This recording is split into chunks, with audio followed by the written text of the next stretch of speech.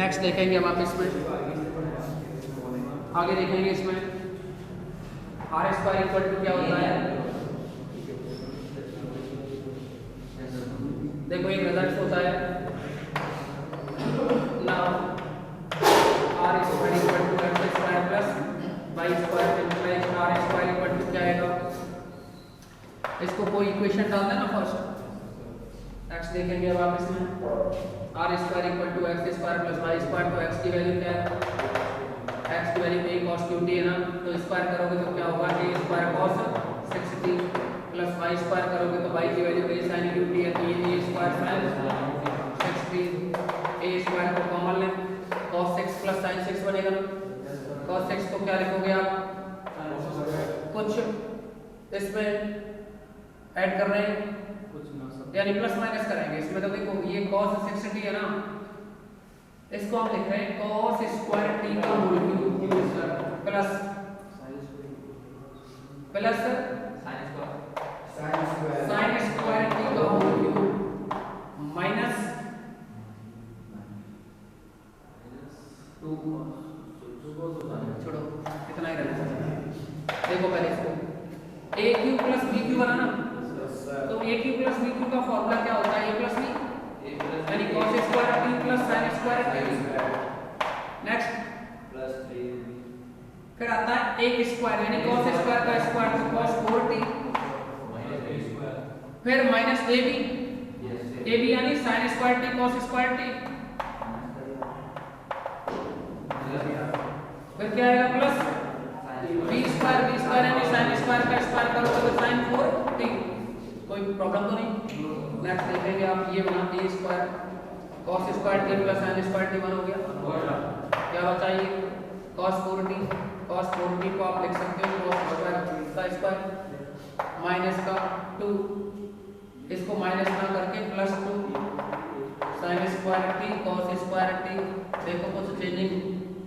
Plus sin square का square. और क्या कर रहे हैं देखो अब इसमें माइनस क्या आ जाता है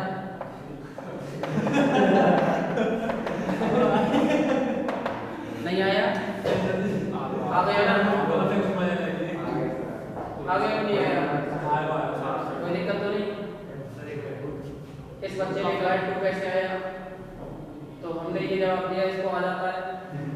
कभी कभार ऐसा हो जाता है, कोई दिक्कत तो नहीं। देखिए नेक्स्ट a स्क्वायर इस इन तीनों स्टेप को देखो, ये कर्ली ब्रैकेट में जो वैल्यू देखी है ना, इसको आप cos square t plus sin square t का होल स्क्वायर लिख सकते हो कि माइनस 3, इसको sin t cos t कोई प्रॉब्लम तो नहीं, इसका भी स्क्वायर। अच्छा ये बताओ a स्क्वायर ये ब्रैकेट में sin square plus cos square है ना, इसकी वैल्यू कितनी लिखोगे आप 1 तो रहा है 1 हो गया नहीं। अब आप क्या लिखोगे माइनस का 3। अब देखो sin cos की वैल्यू कितनी है, sin t cos t किसके इक्वल चल रही थी ये वैल्यू p के इक्वल, तो क्या आएगा p बाई ये लिखोगे ना, कितना लिखोगे इसकी जगह 3 p square upon a square. कोई प्रॉब्लम तो नहीं किसी को, किसके इक्वल है ये r स्क्वायर के इक्वल, r स्क्वायर के इक्वल है ना, अरे r स्क्वायर के इक्वल हो गई ये वैल्यू। अब देखो नेक्स्ट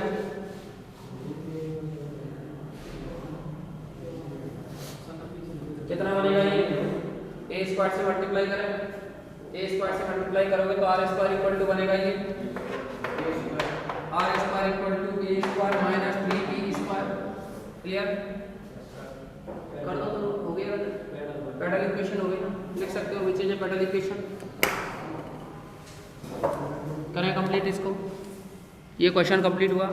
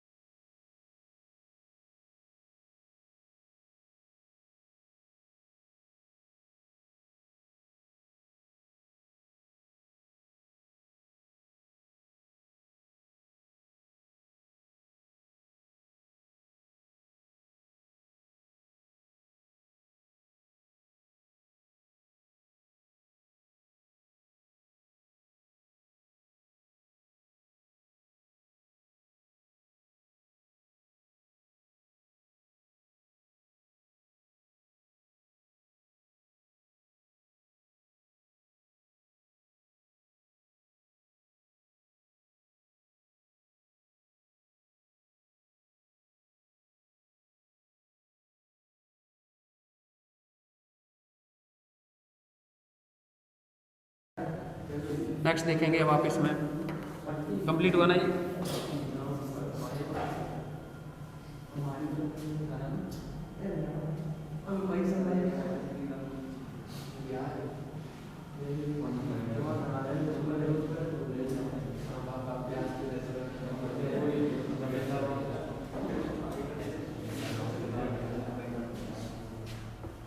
देखेंगे आप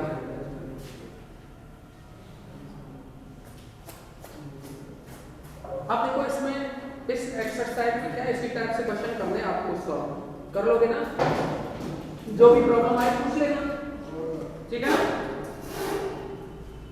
ये को कराना एक और देखो, जैसे कि क्वेश्चन नंबर 9 है, इसमें एक्स्ट्रा ये 9 का भी हमने करा दिया, डी करा दिया, अभी और देख लो सी करा दें या डी देख लो, ठीक है ना। x square minus y square equal to a square. अब इसमें क्या है, पैरेलल इक्वेशन फाइंड आउट करो। आप चाहो तो इसको देखो, अगर उसके अकॉर्डिंग लेके चलोगे ना डेरिवेटिव करते हुए तो थोड़ा टफ बन जाएगा, ये उसके अकॉर्डिंग कैलकुलेशन नहीं हो पाएगी, तो आप इसको पॉइंट लेकर के कर दो। ये रेक्टेंगुलर हाइपरबोला होता है,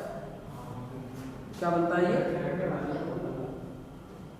रेक्टेंगुलर हाइपरबोला का इक्वेशन होता है। इसमें देखो a स्क्वायर से डिवाइड करें तो ये x square upon a square minus y square upon b square equal to 1 आएगा, तो यहाँ b ना होकर के a ही रहेगा, a इक्वल टू b हो जाएगा, तो यही तो बनेगा। तो इस पे किसी भी पॉइंट के कोऑर्डिनेट्स क्या होते हैं, late coordinates of any point,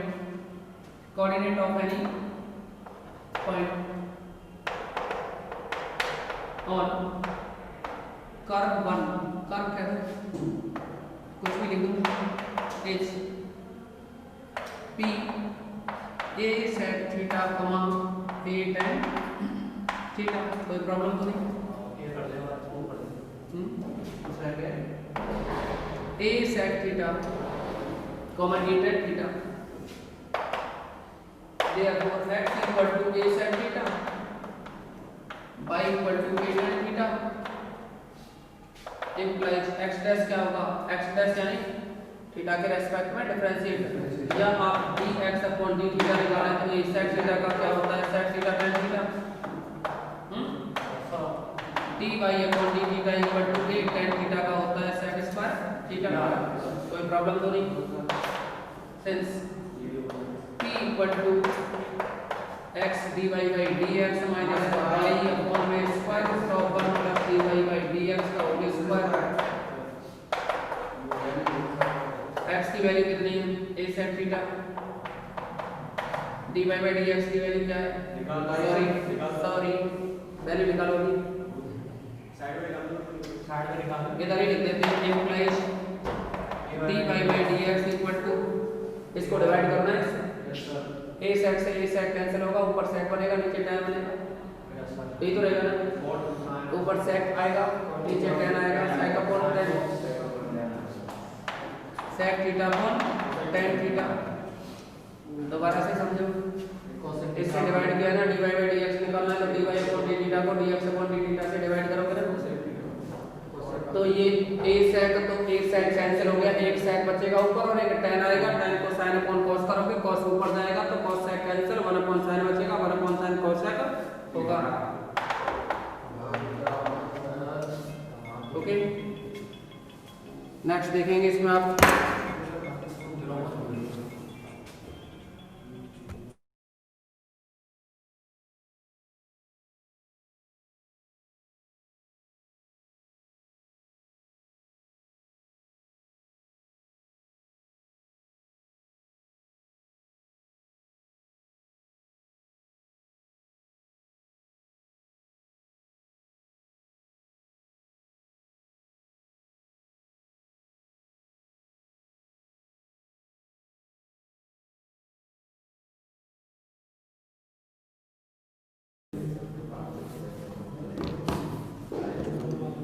तो ये वैल्यू अगर यहाँ रखें, ये वैल्यू अगर इसमें रखें इसको लिख सकते हो आप sec theta dy by dx की वैल्यू कितनी है cosec, तो a sec theta cosec theta minus y की वैल्यू कितनी है ये a tan थीटा, क्या है y की value a tan theta under root में 1 प्लस dy बाई dx को क्या लिखोगे cosec square, 1 plus cosec square की वैल्यू क्या होती है cot स्क्वायर, नहीं तो cot स्क्वायर कब होती है 1 plus cot square equal to cosec square, लेकिन तुम जैसा सोच रहे हो ऐसा तो नहीं होता। क्या होना देखिए, इसको आप लिख सकते हो ऊपर से इसका एलसीएम वगैरह कि भाई इसका एलसीएम में ऊपर से a इसको लिखोगे a upon sine cos, minus में क्या आएगा ये a sine theta upon cos theta, upon में क्या बनेगा 1 plus 1 upon sine square theta p equal to, अब देखो एलसीएम तो ले लिया ठीक है, मैं स्टेप सॉल्व करूंगा, थोड़ा सा इसको ध्यान से समझना। ऊपर से a कॉमन है, एलसीएम साइन कॉस आएगा, तो a अपॉन साइन कॉस तो बाहर निकाल देंगे हम 1 अपॉन या a upon sine cos, a upon sine theta cos theta को तो बाहर किया, बचेगा क्या फिर ऊपर, जब आपने a अपॉन साइन कॉस यहाँ से निकाला तो यहाँ 1 रह जाएगा, यहाँ a अपॉन साइन कॉस, तो देखो एक साइन से ऊपर नीचे मल्टीप्लाई कर सकते हैं, नीचे साइन कॉस आएगा ऊपर साइन स्क्वायर बचेगा, यानी 1 माइनस साइन स्क्वायर रह जाएगा, ओनली 1 माइनस साइन स्क्वायर होता है कॉस स्क्वायर, क्या लिखोगे ऊपर कॉस स्क्वायर थीटा इनटू में 1 अपॉन नीचे ये वैल्यू क्या है देखना, एलसीएम लगेगा ना 1 plus sine square upon sine, देखो 1 plus sine square upon root से बाहर निकालेंगे, अपॉन में साइन आएगा, साइन ऊपर जाएगा कि नहीं,